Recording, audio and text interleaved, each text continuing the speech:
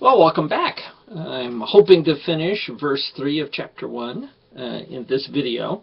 I realized as I was ending the previous video that I had started commenting on an idea that required further comment. I was talking about why, if the Sabbath is truly a blessing, a gift, a promise from God, why was it put in the form of a commandment to be obeyed? Not only that, but a particularly crushing commandment, in that the penalty for breaking the Sabbath was death. That seems a pretty harsh way of giving a gift to someone. And yet, Jesus said that the Sabbath was made for man, not man for the Sabbath. It is a gift. It is a blessing from God. And in there I mentioned that one of the reasons why the Sabbath would be put in the form of a commandment is that it is so hard to get us to accept things that are good for us, that are gifts. So I gave the reason for that as being essentially our greed. It's very difficult to stop us from working, and by that I mean from trying and striving to accumulate more stuff. We are always not just striving to provide for the necessities of life, but to go beyond them, to store up, to stock up, to get enough for next week and next month and for retirement and so on. We never have enough. And however rich we are, we feel the need to get more. And I think God gave the commandment of the Sabbath to make us stop, to help us focus on the fact that our lives do not consist in having to accumulate stuff. But I think there are other reasons why we have difficulty with the Sabbath, why it had to be put in the form of a commandment. One problem is fear. We are afraid that if we let go, if we release control of our lives, even for a moment, it'll all fall apart. We have to, some of us, have to maintain that feeling that we are managing our lives, that we are in control of what's going on around us. And why should we feel that way? Because we are in competition. If we take a Sabbath rest and our neighbor doesn't, he's got the advantage. He will increase his prosperity and we won't, and we're afraid. Besides just the fact that natural disasters and natural calamities can happen anytime, and if they happen while we're asleep at the wheel, as it were, then we're going to fail. There's also the problem of pride, and I think the Sabbath and the idea of the Sabbath hits at our pride. We like to feel, and especially I think American Christians like to feel, that we are producing our own lives. We are justifying ourselves. We are self-made men, that we have gotten what we've got by our own efforts. And the Sabbath then reminds us that, in fact, it is always God who blesses. It is not the result of our work. It is not the result of our ingenuity or our great intelligence or our great strength or our great frugality that has made us the success that we hope to be, but that in fact it is God who has given blessings. And the Sabbath is a sign of that. So the Sabbath was a call for the Jews to relax in the faithfulness of God, that He cared for them, that in fact they didn't have to be afraid of anything going on. They could just rest. They didn't have to be greedy for more because God was faithful to give them what they needed. They didn't have to feel pride in their actions, which was an illusion anyway, because it was God who was in charge of all things and not at all them. So every week, the gospel of the Sabbath was preached to the Jewish people. Now, Paul takes that tradition and he adds to it. He adds a Christian term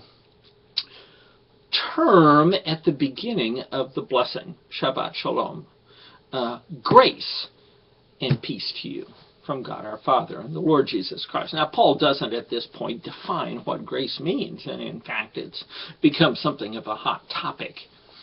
And so, as we go through the rest of the letter, we will be discussing what exactly grace is or isn't. But for the moment, I think it is important to note that Paul attaches grace to the idea of peace. One of the characteristics of the Sabbath is that it ended. You would start at sundown on Friday, you would go until sundown on Saturday. And for that day, you would rest. You would bask in the kindness and goodness of God. And you would go to bed at sundown, or whenever, on Saturday, and you would wake up right back in the world, right back, in fact, under the law. I say the law here, and we're going to see how it's connected later as the letter goes on, but I think Paul attaches grace to this because it's the next stage in the gift of the Sabbath. Paul sees grace, I think, as an opening of the promise of the Sabbath into the other 6 days of life. The Jew had the Sabbath to look forward to. It was a promise. But the Christian, in some sense, lives in the Sabbath. That is the entire context of our whole lives. We never go to bed and wake up back under the law, back in the world, back in the necessity of having to fight for our survival. This is the next stage in God's fulfilling the promise of the Sabbath, whose ultimate fulfillment is, no doubt, in the resurrection, in which we enter the Sabbath rest. But to some extent, right now, Christians are permitted, are given access into a permanent Sabbath rest. Now, I think, well, what I'm going to do now is talk about an application of this, and that's where things get most controversial. People do get heated about theological distinctions and theological ideas and theological differences, but where they're really emotionally involved is in the application At least that's in my experience. My picture, the way I'm going to be presenting grace, and the way I think it's begun in this verse, is as something like an opposite of the Protestant work ethic. Okay, so let me give a little bit of a background here. And this is my initial presentation of my theory. First of all, I should say that I am a Protestant. I would self-identify as a Protestant. I was raised in Protestant circles, and I have always been members of Protestant churches of various flavors. But being a self-identified Protestant doesn't or shouldn't hinder me from recognizing when Protestants have done things just wrong or thought things incorrectly. And I think the idea of the Protestant work ethic is one of those things we really got wrong. Now, the Protestant Reformation is sometimes described as a rediscovery of grace. And I think that's by and large true. The funny thing about grace is that it's terrifying. And I think what happened in the Reformation is that the Protestants opened this box. They rediscovered this treasure chest of grace. And they were so frightened by it that they closed it right back up again. It's as if they opened it up and then thought, oh my, this is Pandora's box. We're letting out who knows what horrible forces that can destroy the world. And in fact, I think grace's purpose is to destroy the world in a good sense of the word, a desirable sense of the word. I think that the Protestants are so afraid of grace that the very ones that emphasize it most are the ones who most try to chain it back up, put it back in the container. And I think the Protestant work ethic is part of that. A definition of the Protestant work ethic, which I was able to find, is that it's a view of life that promotes hard work and self-discipline and frugality as a means to material prosperity. That sounds fine as far as it goes. It sounds like what you might almost describe as the gospel according to Proverbs. The problem is that that became, in certain Protestant circles, a way of recognizing if one was a member of the elect. This is kind of from a Calvinist viewpoint, but it's amazing how much that's blossomed to cover all of Protestantism. And you can see it in the Puritan writers and so on. They believed that a person was saved purely by predestination, by election.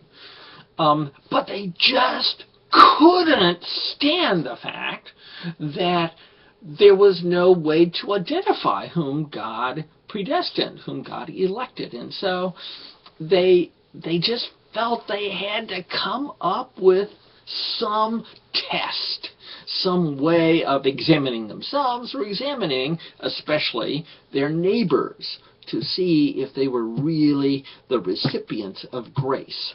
And it was this lifestyle of hard work and frugality and self-discipline that the Puritans put forward as a lifestyle that showed God's grace was effective in your life, that showed that you were probably one of the elect.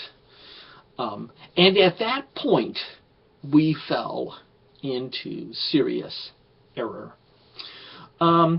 Instead of viewing grace as the opening up of the Sabbath, we viewed grace as the opening up of the other 6 days.